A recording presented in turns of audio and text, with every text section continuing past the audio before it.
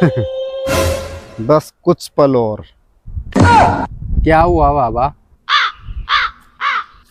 क्या हुआ रे? देखो ना वो बाबा मेरे से क्या बोल के गए हैं। मुझे ऐसा लग रहा है मेरे साथ कुछ घटना होने वाली है। ऐसे कैसे घटना हो जाएगी? चलो मेरे साथ।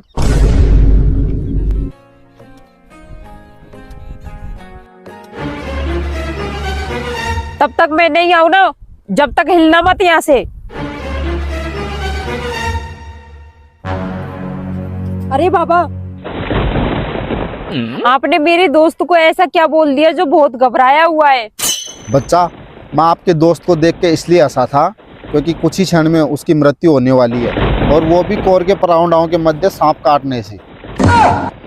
लेकिन मैं ये सोच रहा हूँ कि वो वहाँ पहुँचेगा कैसे।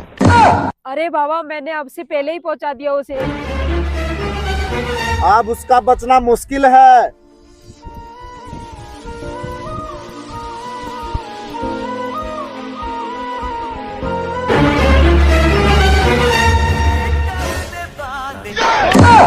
ये देख, माँ रख दिया